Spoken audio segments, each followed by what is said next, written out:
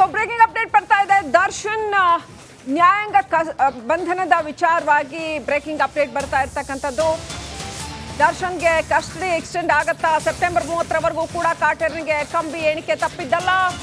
Devil ಗ್ಯಾಂಗ್ಗೆ ಜೈಲೇ ಗಟ್ಟಿ. September 30ರವರೆಗೂ ಕೂಡ ಕಾಟೇರನಿಗೆ ಕಂಬಿ ಎಣಿಸ್ತಾನೆ ಇರಬೇಕಾಗತ್ತೆ. ಪಾರಾಗೋ ಪ್ಲಾನ್ ಮಾಡಿದವರಿಗೆ ಪೀಕಲಾಟ. ಎಲ್ಲ 17 ಆರೋಪಿಗಳಿಗೂ ಕೂಡ ನ್ಯಾಯಾಂಗ ಬಂಧನ ವಿಸ್ತರಣೆ ಆಗಿದೆ. ಇವತ್ತು ಕೋರ್ಟ್ ಮುಂದೆ ವಿಡಿಯೋ ಕಾನ್ಫರೆನ್ಸ್ ಮುಖಾಂತರ ಹಾಜರುಪಡಿಸಲಾಗಿತ್ತು. ಸೊ ರೇಣುಕಾ ಕೊಂದ ಡೆವಿಲ್ ಗ್ಯಾಂಗ್ಗೆ ಜೈಲೇ ಗಟ್ಟಿ. ಆ ಆರೋಪ ಹೊತ್ತಿರ್ತಕ್ಕಂಥ ಡೆವಿಲ್ ಗ್ಯಾಂಗ್ಗೆ ಜೈಲೇ ಗಟ್ಟಿ. ಪಾರಾಗೋ ಪ್ಲಾನ್ ಹೇಗೋ ಒಂದು ಆಗ್ಬಿಡತ್ತೆ ಇವತ್ತು ಅಂತ ಅನ್ಕೊಂಡಿದ್ರು. ನೋ, ಕಸ್ಟಡಿ ಎಕ್ಸ್ಟೆಂಡ್ ಆಗಿದೆ. ಸೆಪ್ಟೆಂಬರ್ 30ರವರೆಗೂ ಕೂಡ ಕಂಬಿ ಎಣಿಸ್ತಾ ಕೂತಿರ್ಬೇಕಾಗತ್ತೆ ಕಾಟೇರ. ಎಲ್ಲ 17 ಆರೋಪಿಗಳಿಗೆ ನ್ಯಾಯಾಂಗ ಬಂಧನ ಸೆಪ್ಟೆಂಬರ್ 30ನೇ ತಾರೀಕುವರೆಗೂ.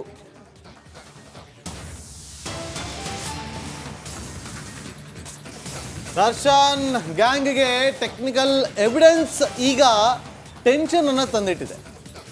ಟೆಕ್ನಿಕಲ್ ಎವಿಡೆನ್ಸ್ ಸಲ್ಲಿಕೆಗೆ ನೋಡಿ, FSL report evidence, technical evidence ಅನ್ನು ಕೊಡೋದಕ್ಕೆ ಎಲ್ಲ ರೀತಿಯಂತ ಸಿದ್ಧವಾಗಿದೆ. ACP ಚಂದನ್ನಿಂದ ಎವಿಡೆನ್ಸ್ ಸಲ್ಲಿಕೆ ಆಗಿದೆ. ಈಗ ದರ್ಶನ್ ಆ್ಯಂಡ್ ಟೀಮ್ನ ಕಾನೂನು ತಜ್ಞರ ಸಲಹೆ ಪಡೆಯುವಂಥ ಅವರ ಪರ ವಕೀಲರು ಕಾನೂನಿನ ಒಂದಷ್ಟು ಹೋರಾಟಗಳು ಮುಂದಿನ ದಿನಗಳಲ್ಲಿ ಹೇಗಿರಬೇಕು ಅನ್ನೋದ್ರ ಬಗ್ಗೆ ಒಂದಷ್ಟು ಪ್ಲಾನಿಂಗನ್ನು ಮಾಡ್ತಿದ್ದಾರೆ. ಈಗ ಸಿಕ್ಕಿರುವಂಥ ಮಾಹಿತಿ ಪ್ರಕಾರ ಒಂದು ಕಡೆ ಜೈಲಿನಲ್ಲಿ ಟೆನ್ಷನ್ ಆಗಿದ್ದಾರೆ ಎಲ್ಲ ಆರೋಪಿಗಳು. ಕಾರಣ, ಅವರ ವಿರುದ್ಧ ಪೊಲೀಸರು ತನಿಖೆಯ ಸಂದರ್ಭದಲ್ಲಿ ಕಲೆ ಹಾಕಿದ್ದಂಥ ಟೆಕ್ನಿಕಲ್ ಎವಿಡೆನ್ಸ್, ಆ ಟೆಕ್ನಿಕಲ್ ಎವಿಡೆನ್ಸನ್ನು ಈಗ ತನಿಖಾ ತಂಡ ಸಲ್ಲಿಕೆ ಮಾಡಿದೆ. FSL ರಿಪೋರ್ಟ್, ಟೆಕ್ನಿಕಲ್ ಎವಿಡೆನ್ಸ್ ಅನ್ನು ಕೊಟ್ಟಿರುವಂತಹ ತಂಡ ತನಿಖಾಧಿಕಾರಿ ACP ಚಂದನ್ ಗೌಡ ಅವರಿಂದ ಎವಿಡೆನ್ಸ್ ಸಲ್ಲಿಕೆ ಆಗಿದೆ ಅನ್ನೋದು ಈಗ ಸಿಕ್ಕಿರುವಂಥ ಅಪ್ಡೇಟ್ ಮಾಹಿತಿ. ಆಪ್ತರ ಭೇಟಿಗೆ ಅವಕಾಶ ಕೊಟ್ಟಿದೆ. ಕಸ್ಟಡಿ ಎಕ್ಸ್ಟೆಂಡ್ ಮಾಡಿದೆ. ಅದರ ತೀರಾ ಆಪ್ತರ ಭೇಟಿಗೆ ಮಾತ್ರ ಅವಕಾಶ ಕೊಟ್ಟಿದ್ದಾರೆ. ಜಡ್ಜ್ ಜೈಲಿನ ನಿಯಮದ ಪ್ರಕಾರ ಭೇಟಿಗೆ ಅವಕಾಶ ಇದೆ ಅಂತ ಹೇಳಿದ್ದಾರೆ. ದರ್ಶನ್ ಪರ ವಕೀಲರು ಕೇಳಿದ್ರು ಅನುಮತಿ ಕೊಡಿ ಅಂತ. ಸೊ ಹಾಗಾಗಿ ಆಪ್ತರ ಭೇಟಿಗೆ ಅನುಮತಿ ಕೊಟ್ಟಿದ್ದಾರೆ. ತೀರಾ ಆಪ್ತರನ್ನ ಮಾತ್ರ ಭೇಟಿ ಆಗಬಹುದು ಅಂತ ಹೇಳಿದ್ದಾರೆ. ಇನ್ನಷ್ಟು ಜನ ಬರ್ತಾರ ದರ್ಶನ್ ಅವ್ರನ್ನ ಭೇಟಿ ಆಗೋದಕ್ಕೆ? ಇನ್ನಷ್ಟು ಗಣ್ಯ ವ್ಯಕ್ತಿಗಳು ಬರ್ತಾರ? ಹಾಗಾದ್ರೆ ಲಾಯರ್ಸ್ ಅಂತೂ ಬರಲೇಬೇಕು. ಯಾಕಂತಂದ್ರೆ ಅವರು ಬೇಲ್ ಅಪ್ಲಿಕೇಶನ್ ರೆಡಿ ಮಾಡಬೇಕಾಗತ್ತೆ.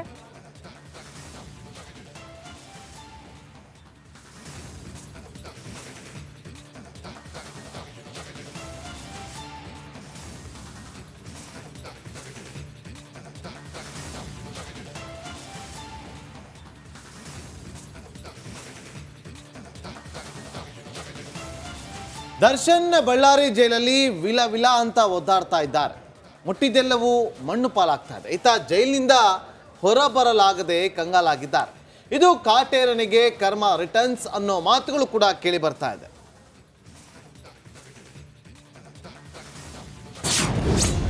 ಕಾಟೇರನಿಗೆ ಕರ್ಮ ರಿಟರ್ನ್ಸ್. ಜಾಮೀನು ಜಂಜಾಟಕ್ಕೆ ಜಗ್ಗು ಸುಸ್ತು, ಕೊಲೆ. ರೇಣುಕಾ ಸ್ವಾಮಿಯ ಕಗ್ಗೋಲೆ. ತನ್ನ ಪ್ರೇಯಸಿಗಾಗಿ ಸಾಮಾನ್ಯರಲ್ಲಿ ಸಾಮಾನ್ಯನಾಗಿದ್ದ ರೇಣುಕಾ ಸ್ವಾಮಿ ಮೆಡಿಕಲ್ ಶಾಪ್ನಲ್ಲಿ 20,000 ದುಡಿದುಕೊಂಡು ಜೀವನ ಸಾಗಿಸ್ತಿದ್ದ. ನೌಟಂಕಿ ಪವಿತ್ರಾಳಿಗೆ ತೋರಿಸಬಾರದನ್ನ ತೋರಿಸಿದ್ದ ಅಂತ ಪಟ್ಟಣಗೆರೆ ಶೆಡ್ನಲ್ಲಿ ದರ್ಶನ್ ಆ್ಯಂಡ್ ಗ್ಯಾಂಗ್ ರೌದ್ರಾವತಾರ ತೋರಿಸಿ ಕೊಂದು ಮುಗಿಸಿದ್ರು.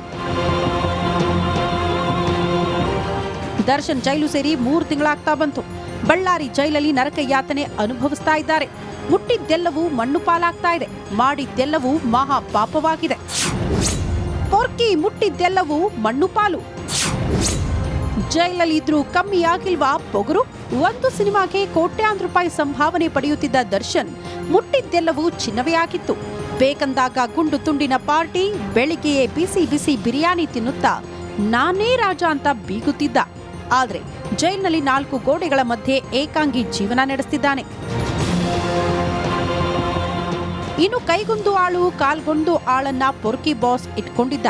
ಆದ್ರೆ ಜೈಲಿಗೆ ಹೋದ ಮೇಲೆ ಎಲ್ಲವೂ ತಾನೊಬ್ಬನೇ ಮಾಡ್ಕೊಳ್ಬೇಕು. ತನ್ನ ಸೆಲ್ನ ತಾನೇ ತೊಳೆದುಕೊಳ್ಬೇಕು. ಟಾಯ್ಲೆಟ್ನ ಕೂಡ ತಾನೇ ತೊಳೆದುಕೊಳ್ಬೇಕು. ಇನ್ನು ತಾನು ಧರಿಸಿದ್ದ ಬಟ್ಟೆಯನ್ನ ತಾನೇ ತೊಳೆದುಕೊಳ್ಬೇಕು. ಸದ್ಯಕ್ಕಂತೂ ಪೊರ್ಕಿ ಬಾಸ್ಗೆ ಜಾಮೀನು ಕನಸಿನ ಮಾತಾಗಿದೆ. ಜೈಲಿನಲ್ಲಿ ಜ್ಞಾನೋದಯ ಆಗ್ಲಿ ಅಂತ ಪತ್ನಿ ವಿಜಯಲಕ್ಷ್ಮಿ ಹನುಮಾನ್ ಚಾಲೀಸ ನೀಡಿದ್ದಾರೆ. 100 ದಿನ ಮರೆಯದೆ ಹನುಮಾನ್ ಚಾಲಿಸ ಓದಲು ಹೇಳಿದ್ದಾರೆ. ಹೀಗಾಗಿ ಬೆಳಗ್ಗೆಯೇ ತಣ್ಣೀರು ಸ್ನಾನ ಮಾಡಿ ಹನುಮಾನ್ ಚಾಲಿಸ ಪಠಿಸುತ್ತಿದ್ದಾರಂತೆ. ಆದರೂ ಹನುಮಾನ್ ದರ್ಶನಿಗೆ ನೆರವಾಗುವ ಲಕ್ಷಣ ಮಾತ್ರ ಕಾಣಿಸ್ತಾ ಇಲ್ಲ. ಪರಪ್ಪನ ಅಗ್ರಹಾರ ಜೈಲಲ್ಲಿ ರಾಜಾತಿಥ್ಯ ಸ್ವೀಕರಿಸಿ ಬಳ್ಳಾರಿ ಜೈಲಿಗೆ ಶಿಫ್ಟ್ ಆದ್ರೂ ಪೊರ್ಕಿ ಬಾಸ್ ಪೊಗುರು ಮಾತ್ರ ಕಡಿಮೆ ಆಗ್ತಿಲ್ಲ. ದಿನ ಒಂದಲ್ಲ ಒಂದು ಕಿರಿಕ್ ಮಾಡ್ತಿದ್ದಾನಂತೆ. ಒಟ್ನಲ್ಲಿ ಇಷ್ಟೆಲ್ಲ ಆದ್ರೂ ಡೆವಿಲ್ ಬುದ್ಧಿ ಕಲ್ತಿಲ್ಲ ಅಂದ್ರೆ ಇನ್ಯಾವಾಗ ಕಲಿತಾನೋ ಆ ಹನುಮನಿಗೆ ಗೊತ್ತು. Bureau report, republic Kannada.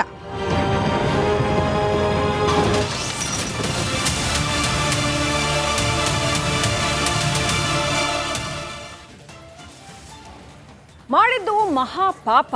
ಆದ್ರೆ ಜೈಲಿಗೆ ಹೋದ್ಮೇಲಾದ್ರೂ ಬುದ್ಧಿ ಕಲೀಲಿ ಅಂತ ಒಂದು ಹಂತದಲ್ಲಿ ಕಮಿಷನರೇ ಕೂರಿಸ್ಕೊಂಡು ಪ್ರೀತಿಯಿಂದ ಬುದ್ಧಿ ಹೇಳೋ ಕೆಲಸ ಕೂಡ ಮಾಡ್ಬಿಟ್ರು. ಆದ್ರೂ ಏನು ಸುಧಾರಿಸ್ಲಿಲ್ಲ. ನಾಯಿ ಬಾಲ ಡೊಂಕು ಅನ್ನೋ ಹಾಗೆ ಮತ್ತೆ ಅದೇ ಕಥೆ.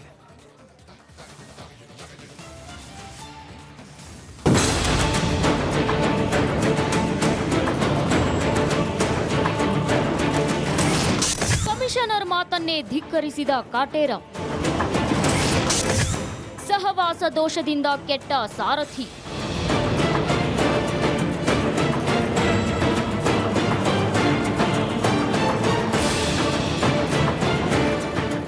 ಅದೇನ್ ಗತ್ತು, ಅದೇನ್ ಗಮ್ಮತ್ತು. ಪರಪ್ಪನ ಅಗ್ರಹಾರ ಜೈಲನ್ನ ತಮ್ಮ ಅಪ್ಪನ ಮನೆಯಂತೆ ಮಾಡಿಕೊಂಡಿದ್ದ ಕಾಟೇರ ವಿಲ್ಸನ್ ಗಾರ್ಡನ್ ನಾಗನ ಜೊತೆ ಸೇರಿ ಯಾವುದೇ ಫಾರ್ಮ್ ಹೌಸ್ನಲ್ಲಿ ಕೂತು ಪಾರ್ಟಿ ಮಾಡ್ತಿದ್ದಂತೆ ಕಾಫಿ ಕುಡಿತಾ ಇದ್ದ.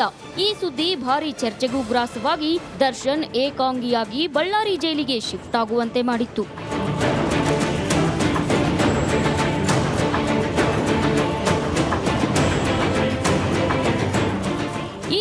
ಪರಪ್ಪನ ಅಗ್ರಹಾರ ಜೈಲಿಗೆ ಹೋಗುವ ಮುನ್ನ ಕಮಿಷನರ್ ದಯಾನಂದ್, ಡಿಸಿಪಿ ಗಿರೀಶ್ ದರ್ಶನ್ಗೆ ಕೆಲ ಬುದ್ಧಿವಾದವನ್ನ ಹೇಳಿದ್ರು. ಜೈಲಲ್ಲಿ ವಿಲ್ಸನ್ ಗಾರ್ಡನ್ ನಾಗ ಸೇರಿದಂತೆ ಕೆಲ ರೌಡಿಗಳಿದ್ದಾರೆ, ಅವರಿಂದ ದೂರ ಇರಿ, ಅವರ ಸಹವಾಸ ಮಾಡಬೇಡಿ, ಅಣ್ಣ ಅಣ್ಣ ಅಂತ ಹತ್ತಿರ ಬರ್ತಾರೆ, ಅವರ ಸಹವಾಸ ಮಾಡಬೇಡಿ ಅಂತ ಬುದ್ಧಿ ಹೇಳಿದ್ರು.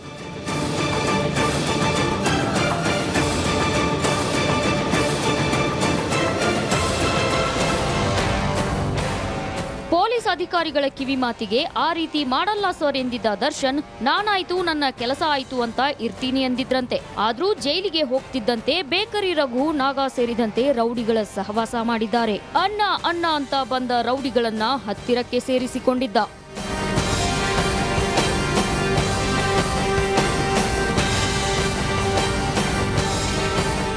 ಜೈಲಿನಲ್ಲಿ ರೌಡಿಗಳ ಸಹವಾಸ ಮಾಡಿ ರಾಜಾತಿಥ್ಯ ಪಡೆದಿದ್ದ ದರ್ಶನ್ ಪೊಲೀಸ್ ಅಧಿಕಾರಿಗಳ ಮಾತು ಕೇಳದೆ ಎಡವಟ್ಟು ಮಾಡಿಕೊಂಡು ಬಳ್ಳಾರಿ ಜೈಲಿಗೆ ಶಿಫ್ಟ್ ಆಗುವಂತಾಗಿದೆ. ಅಣ್ಣ ಅಣ್ಣ ಅಂತ ಬಂದವರು ಈಗ ಯಾರೂ ಇಲ್ಲ, ತಾನೊಬ್ಬನೇ ಏಕಾಂಗಿ